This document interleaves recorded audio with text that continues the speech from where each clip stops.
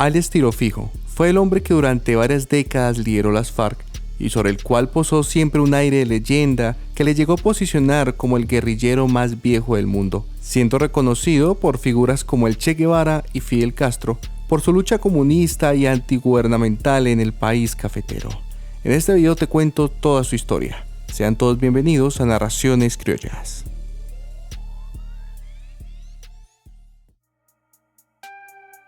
Pedro Antonio Marín nace en Génova, Quindío, el 13 de mayo de 1930.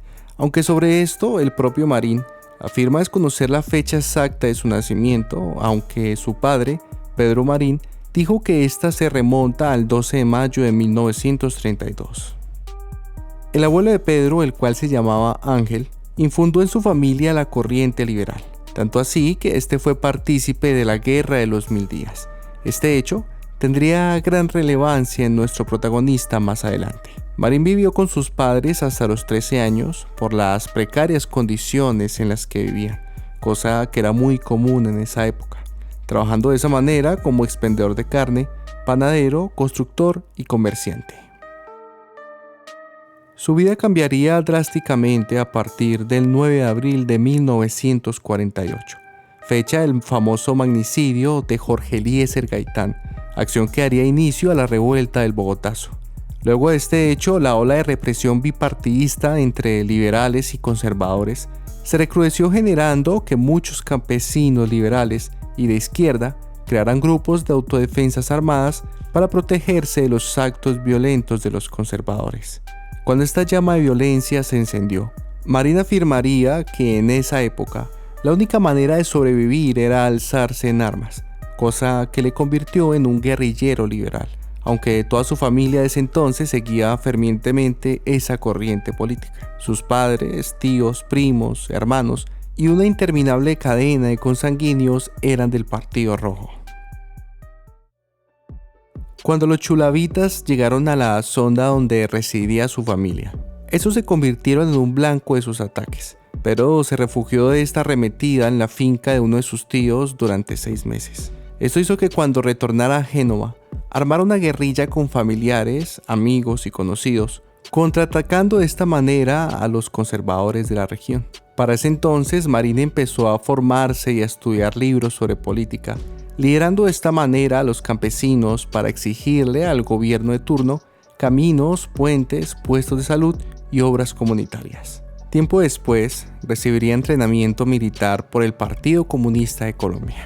En 1953, durante uno de estos entrenamientos, gracias a su buen desempeño con las armas, uno de sus compañeros le dijo la frase: "Este es un verdadero tiro fijo", dejándole este último como apodo. 2 años después, por sugerencia de varios compañeros, le aconsejaron que este título no era muy bueno para la organización, ya que le asociarían como un simple bandolero y no le tomarían muy en serio su motivo de lucha. Entonces Marín decidió tomar el alias de Manuel Marulanda Vélez, en honor a un líder sindical que había perdido la vida en 1951. A pesar de esto y de que también se le llamaría Marulanda, el apodo de Tiro Fijo se quedaría con él hasta el fin de sus días. Desde ese entonces empezaría a formarse toda una leyenda en torno a Tiro Fijo. Surgían relatos de que él luchaba solo contra batallones enteros, que tenía un pacto con el demonio, y en diferentes ocasiones se llegó a hablar de su supuesta muerte. Todo esto estaba lleno de un aire de misticismo sobre un hombre que se estaba levantando como uno de los líderes guerrilleros más prominentes de la época, haciéndole frente a la represión del ejército y los terratenientes en una guerra civil que dejó miles de muertos.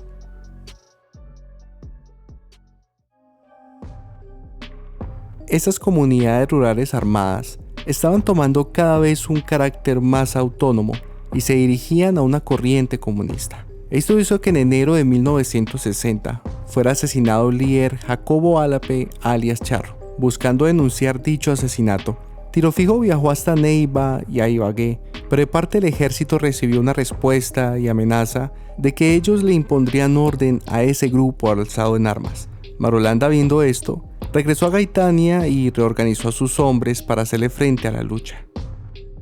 En 1962 se efectuarían los combates del ejército contra las autodefensas campesinas de Marulanda en Marquetalia, al sur del Tolima.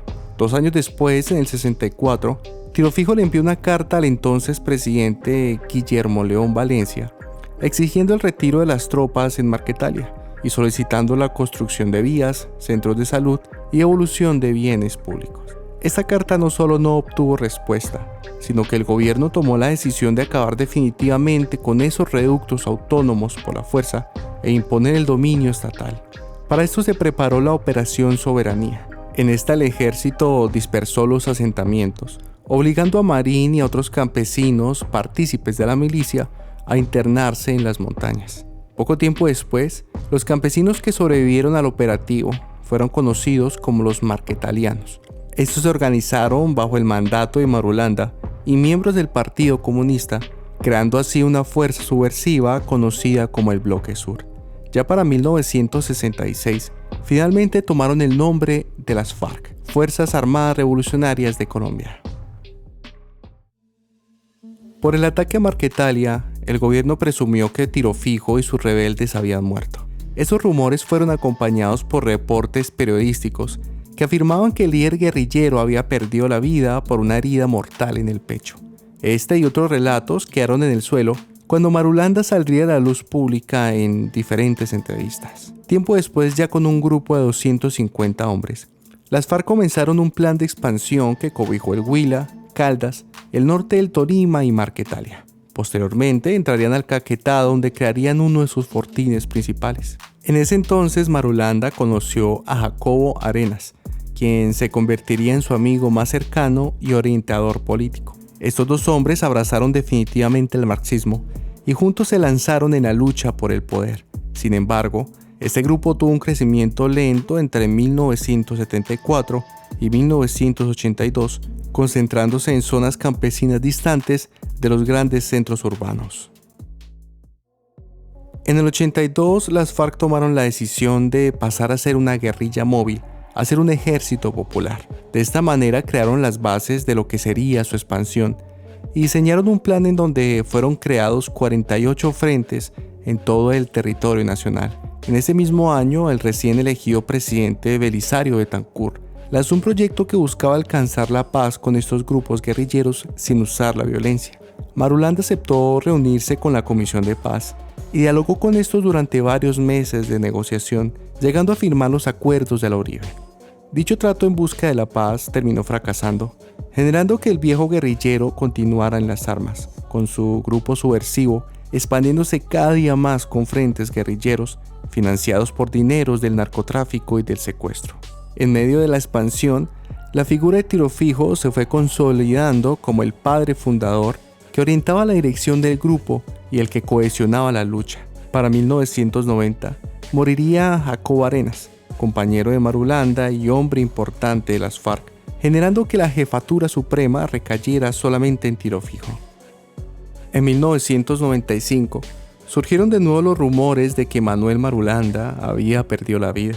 Sin embargo, todo esto resultó falso, ya que las FARC, para finales de los 90 e inicios de los 2000, estaban alcanzando su mayor poderío militar, bastándose de atroces actos políticos para financiarse, tales como el secuestro, el narcotráfico y con innumerables actos terroristas. Todo esto era liderado por Marín, que para los que le conocieron de cerca, lo describían como alguien extremadamente cauteloso y reservado, siendo más pragmático que ideólogo y un hombre más de acción que de reflexión. Además de esto, era presentado como un estratega que oraba libros de táctica militar y un comunista duro de la vieja escuela agraria.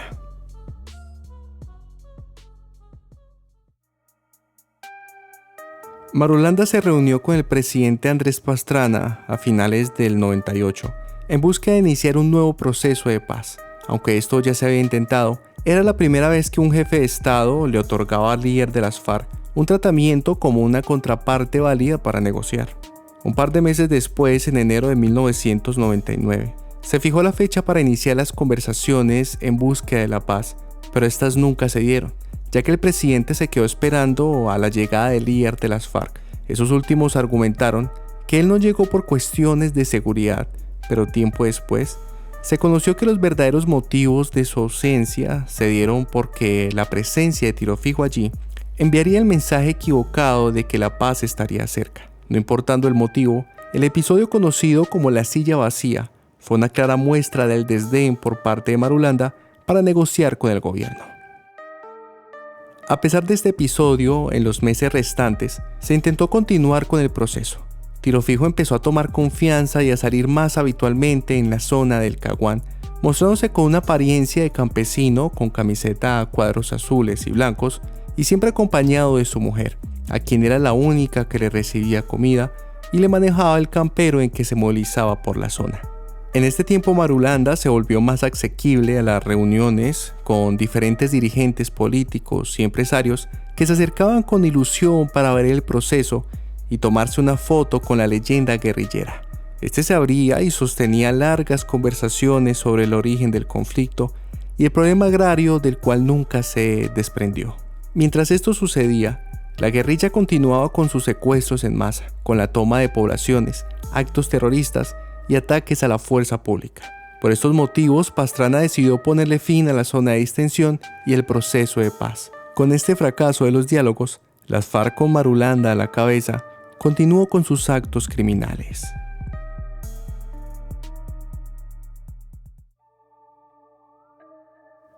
En febrero del 2004, en medios periodísticos se empezó a afirmar que el líder guerrillero tenía cáncer de páncreas y que no le quedaban más de 6 meses de vida. Si bien esta afirmación nunca fue desmentida, posteriormente las autoridades encontraron en el computador de Raúl Reyes decenas de comunicaciones dirigidas y escritas por el comandante Máximo, queriendo decir que por lo menos a finales del 2007 aún se encontraba con vida.